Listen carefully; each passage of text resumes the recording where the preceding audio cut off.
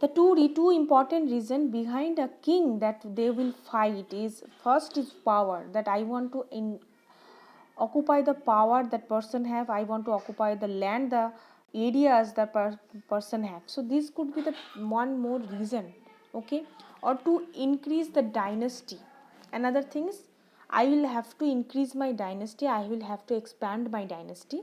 That could be the another reason. Now I will give 2-3 examples of war which will give you the clear idea that why this fight was because of the wealth or power.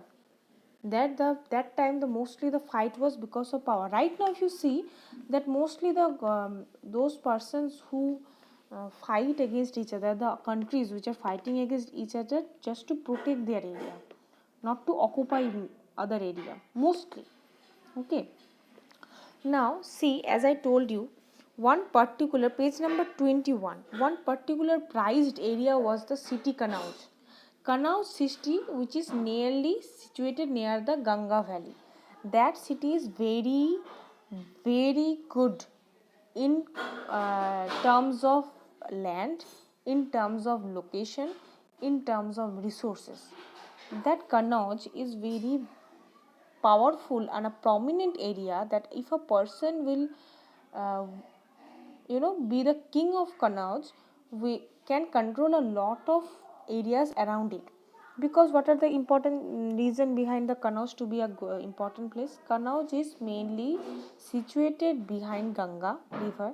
So over the Ganga river, transportation could be under his control. The person who will own the Kanauj area, the person who will rule the Kanauj area, definitely. So he will control the transportation of Ganga river.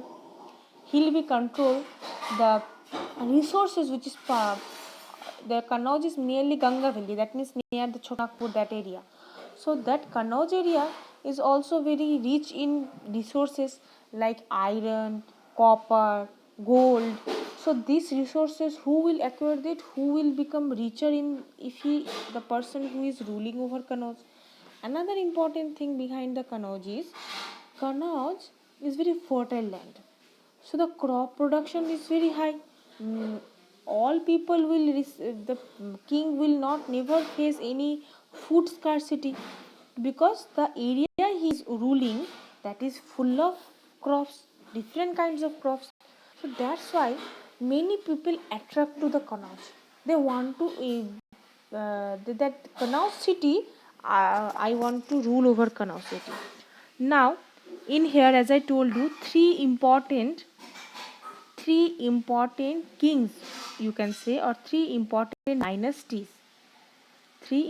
dynasties fight against each other to have the right over the Kanauj. They want to rule over Kanauj. What were the kings? First is Gurjara Pratihara dynasty, that is mainly situated in the Gujarat area.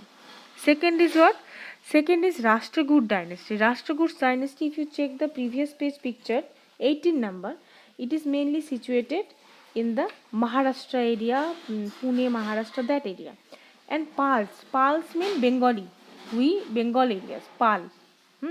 Remember, Pal is a very famous, uh, title or surname of Bengalis. So that's Pals. Okay. So what were the three kings which fight against each other? One is Gurjara Patihara. Remember, the Gurjara means Gujarat, Rajasthan. Rashtrakuta means that Maharashtra area, and Pal means Bengal area. It's 21 page. Yes, Pranay? Pranay, you can drop a message, huh? You can drop a message. Your voice is breaking. You can drop a message here. So this conflict, that means three parties are in there. Who are they? Gurjara Pratihara, Rashtrakuta and Palas, three parties. That's why the struggle, that means the fight which happened between, ma'am, your voice is cracking. My voice is cracking. Students, is my voice, is there any audio disturbance? Pranay, it could be a network issue in your area. Do one thing, you just leave the class and join again. Okay, try again. Yes. So, what was I saying? That because three parties are involved in this fight, that's why this because three parties, three kingdom, three dynasties, three kings. So that's why historians, mostly the historians who study about history, they denoted this fight or they term this fight as a tripartite struggle. What is it? Tripartite struggle. Okay. Now tripartite struggle means three party who struggle against each other to find the control over Kannauj. Now they also want to portray their power over the buildings, over the large temples. So that's why most of the time when they attack each other, they target the temples, because temples are very rich in sources of golds. They have lots of golds in temples. They have lots of storage for foods and all. So mostly those who attack anything, they target the famous temple in there. They try to destroy that. Okay, which were sometimes extremely rich, which who the temples are extremely rich, because on the name of god many people, many wealthy people uh, give lot of resources, lot of coins, lot of jewelry to the god, to the priest. Sometimes they give 2 3 bhoris or the bags full of crops. So definitely the temples is a source of resources, so they target the temples. Another example, as I told you, the first example is Gurjara Pratihara. Next example is Mahmud Ghazni. See the third number paragraph in 21 page.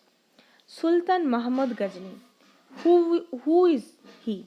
He is from Sultan from Afghanistan. Who and he ruled around 997 to 1030 era.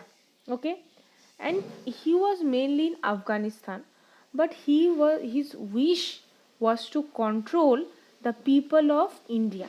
That's why, because India is a rich country, so he want to attack India, invade India, collect all the resources, and left to his city Afghanistan. He is not interested to create a dynasty in India, Mahmud Ghazni. Okay, so from the northwestern side, na, the our Afghanistan is in the northwestern side. If I show you the,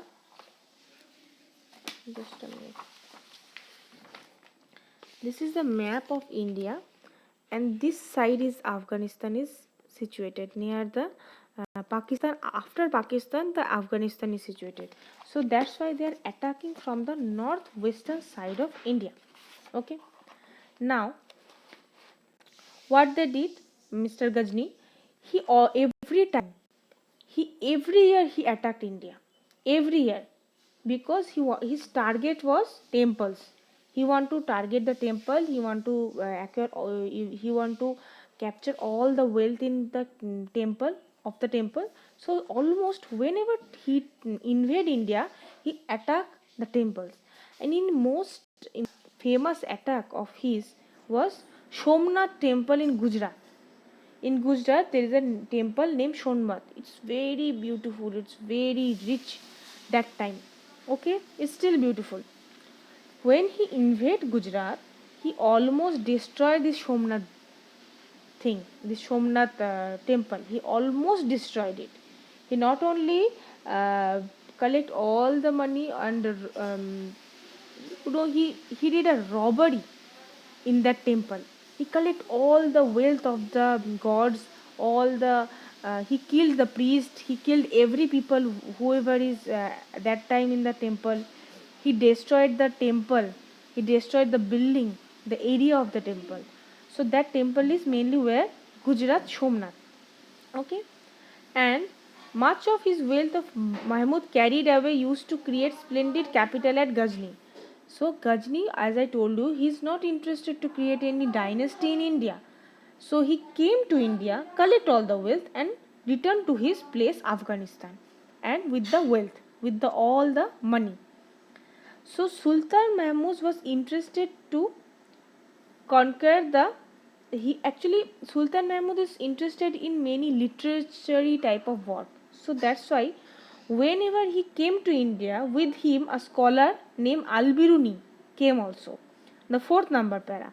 Al-Biruni write the account of the subcontinent. That means Al-Biruni is the person, he is a scholar or a scholar means he is a writer.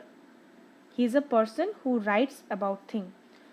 So he wrote a book about India, Al-Biruni's book. That book name is Kitabul Hind. Please mark this name. Kitabul Hind. Who wrote it? The question might come. Who wrote Kitabul Hind? Al-Biruni. Write the name of the book that Al-Biruni wrote about the India, Kitabul Hind. This type of question also can come, that which scholar come along with Sultan Mahmud Ghazni. Al-Biruni is the scholar who come along with Sultan Mahmud.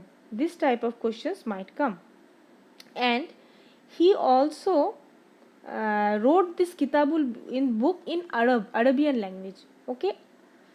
And so this is the two examples I have given, that the fights either could be because of the power, either to steal the area, or to invade the area, attack the area, or just collect all the wealth. These are the two examples. Another example, that other kings who engaged in warfare, okay, they just want to capture an area, like Chahamanas. Chahamanas are mainly the Chauhans. Chauhan is a very important surname in Rajasthan and that area. If you know Chauhan, still there are Chauhans present. So the name was Chahamanas. Later it was, first they were termed as Chahamanas. Later with time the Chahamanas pronunciation changed into Chauhans. Mainly they ruled which area? Delhi and Ajmer. The Chauhans ruled over where? Delhi and Ajmer. But they want to expand their area. As I told you, one is because of power, like the Kannauj. They want to rule the Kannauj because of power. Second is to because of wealth, like the Mahmud Ghazni. He just want to collect all the wealth around some rich countries. And the third is to expand their dynasties or areas. That is the example of Chauhans. They attempt to expand their control to the west and east also. So from Delhi he went to the west side, like the Rajasthan, Gujarat, Maharashtra, and he went to the west side, east side also, like Uttar Pradesh, Madhya Pradesh, that side also. Okay, so they attempt to expand their control in every area. So Gujarat, Chalukyas by Gujarat, and Gahandavals from Uttar Pradesh, these are the person who fight with these Chauhans just to protect their areas. So most important ruler of Chauhans, he is very famous. The person name is Prithviraj Chauhan. Have you heard this Prithviraj Chauhan name before? Have you heard this name before, Prithviraj Chauhan? Anybody? Prithviraj Chauhan was very famous king of Chauhan dynasty. There are many movies, stories are still there about Prithviraj Chauhan because he was very brave. Okay, he was the person who defeated Mahmud Ghori. Please underline or mark this line, the last line of this page 21. Prithviraj III, who defeated an Afghan ruler named Sultan Muhammad in 1191, but he lost in the next year. So in the first fight he won against the Mahmud Ghori, but in the second battle of Tarain he lost. Okay, this type of question might come, that in which era Sultan Mahmud defeated by Prithviraj Chauhan, the king. Okay, this type of question might come. Acha. So our discussion about this chapter is up to this. In the next class I'll complete this chapter. I am taking lots of time to give you a detailed explanation of this chapter, because many of you have a problem with history. So I suggest you all that whenever I can complete any part of any history, just give that part a read. It will give you a clear idea. Okay. Now you this time in this examination, don't think that if this chapter will complete in this term 1, that I don't have to read this chapter in another time, because there is a possibility that term 1 and term 2 chapters will be included in midterm examination. So this chapter could come in the midterm examination. So inside questions are also important from every chapter. So that's why I'm giving you a hint or a suggestion that please read the chapter whenever I finish. Just give this chapter a read. Okay, just once a read, because you just right now you listened a story about this chapter. If you give this a read, the story will be fixed in your mind. You won't forget it. So don't leave the class. Let me take the screenshot of your